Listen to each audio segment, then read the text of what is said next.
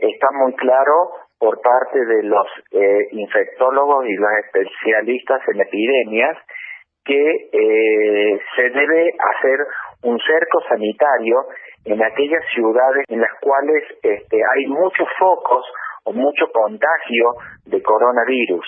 En las localidades más pequeñas, como en el caso de nuestro pueblo y de otros pueblos donde la cantidad de habitantes es de 1.000, 2.000, 3.000, 4.000, 5.000 habitantes, y tuvimos la suerte de no tener ningún paciente con coronavirus, yo pienso que se pueden ir en forma gradual y progresiva liberando algunas actividades. Pero la parte más importante de todo esto es hacer un blindaje de ese pueblo o de ese sector. ¿A qué me quiero referir yo con esto? Me quiero referir que ese grupo de gente o esa comunidad a la cual todavía no ha sido afectada por el coronavirus, tenemos que tratar de que toda aquella persona que ingrese extraña al pueblo o que venga de ciudades donde hay coronavirus, a esas personas hay que hacerle un control exhaustivo antes de que ingresen al pueblo, porque si no nos pueden traer el virus. ¿Sabe dónde está el problema de todo esto? El problema de todo esto está en la gente, que somos unos irresponsables. ¿A qué me refiero? Porque vos viste que en todos los órdenes de nuestra vida, si a vos te permitieron un poquito, vos hiciste ese poquito y un poquito más. Te dieron la mano y te agarraste el codo. Entonces, en este caso pasa exactamente lo mismo. Vos a la gente le vas a decir, nosotros te permitimos que vos camines 500 metros como es lo que está autorizado ahora. Hay gente que esta mañana en el consultorio me decía, bueno, ya ahora voy a poder salir a correr, a andar en bicicleta. Le digo, no, pará, no confundas las cosas. Porque la gente a veces interpreta las cosas como a ellos les conviene y sin mirar la responsabilidad que le compete como ciudadano. Pero ¿cree que está alimentada por el hecho de que nosotros no tenemos todavía la cantidad de muertes que hay en otros países? Es decir, que nos confiamos y ya no respetamos más esas medidas. Yo te voy a ampliar un poquito más el concepto. Acá hay dos factores que juegan un rol muy importante. Primero, vos sabés que hoy en el mundo lamentablemente todo gira por la parte económica. Entonces hay un montón de personas que dependen pura y exclusivamente de su trabajo individual y personal para poder subsistir, y entonces ellos a veces son los que tienen que ser infractores o tal vez no cumplir en su totalidad con todas las normas sanitarias que se dan en los distintos protocolos, por un lado. Y por el otro lado, lo que vos acabás de decir es muy cierto. Nosotros, gracias a Dios y a las medidas preventivas que tomó oportunamente el gobierno de turno, y que un grupo importante de ciudadanos acató esas medidas, es como estamos. Es decir, medianamente tenemos una curva de infección que es chata. Y que a eso se le suma que la cantidad de muertos no ha sido significativa como en otros países. Y además, teniendo en cuenta que, bueno, acá en Argentina justamente no tenemos eso, para decirlo sintéticamente, da la sensación de que necesitamos tener a una cantidad masiva de muertos enfrente de nuestros ojos para darnos cuenta, porque yo me refiero al grado de conciencia. ¿Usted no advierte esta cuestión como si nos estamos quedando en casa ahora, ya que ha pasado varios días, solamente para hacerle un favor al gobierno cuando en realidad nos estamos cuidando? Sí, yo creo que yo te puedo responder así, porque yo en el consultorio, cuando hablo con la gente, hay gente que realmente tomó conciencia de la gravedad y de las consecuencias que puede traer contraer esta enfermedad.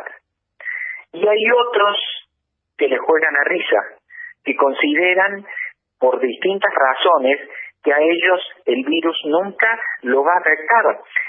Como yo les he decido a los pacientes, ninguno de nosotros está en una bolsita de nylon, aislado y protegido de que nunca te va a pasar nada. No. Acá estamos todos en las mismas condiciones. Lo que es más importante por sobre todas las cosas en este caso es que las autoridades, los medios de difusión, los profesionales, tratemos de explicarle con palabras, con hechos, con ejemplos, todo lo que puede significar para las personas que no respetan la cuarentena o no respetan las normas preventivas dictadas por las entidades sanitarias, ¿no?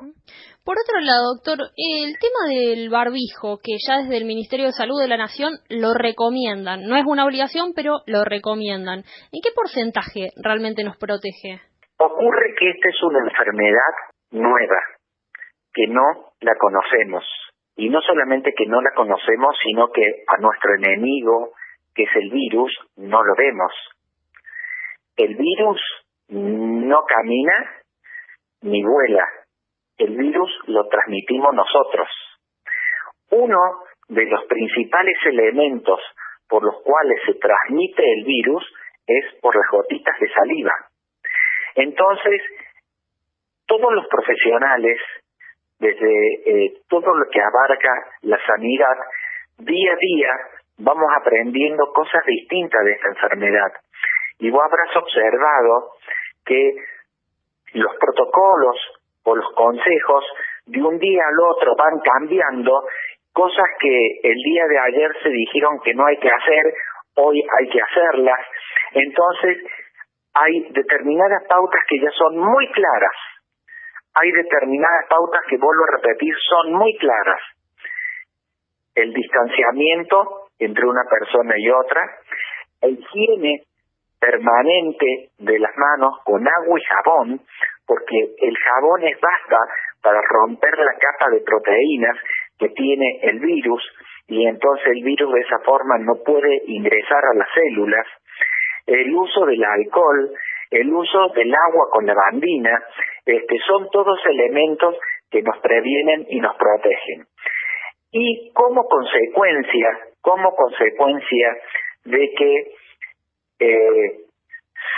se determinó ya que hay un 40% de portadores pasivos, portadores del virus y que no tienen sintomatología alguna, y hay un 36% de enfermos subclínicos, es decir, si vos sumas 40 y 36, te da que un 76% de la población ha estado en contacto con el virus o está en contacto con el virus.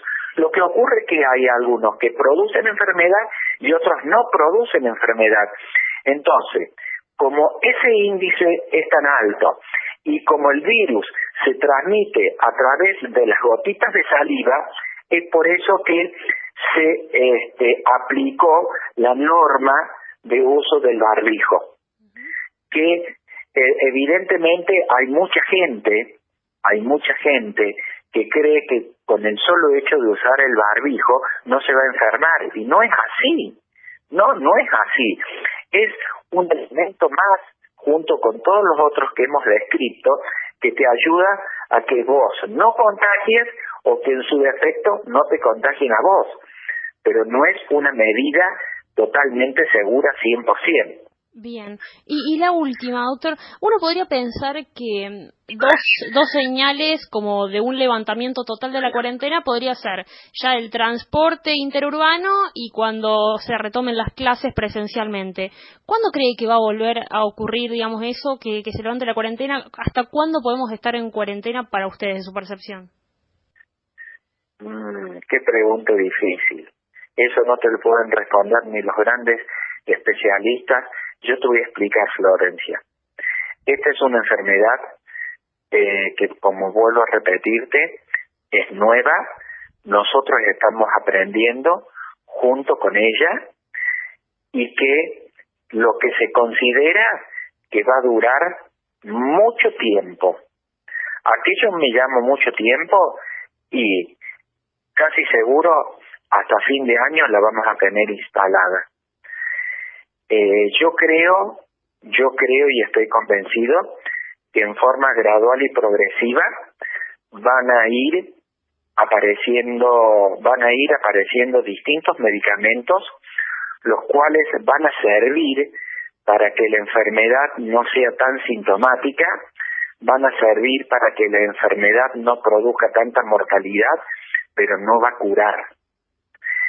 Lo que va a curar va a ser cuando logremos tener la vacuna, que eso se necesita un tiempo, y como dicen todos los especialistas, va a estar posible recién a fin de año o comienzos del año que viene.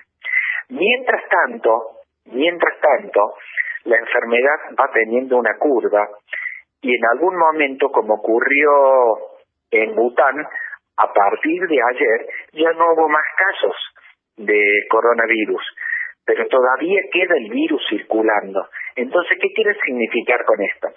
Que la enfermedad en nuestro país en algún momento va a declinar y no va a haber la cantidad de casos como hay actualmente.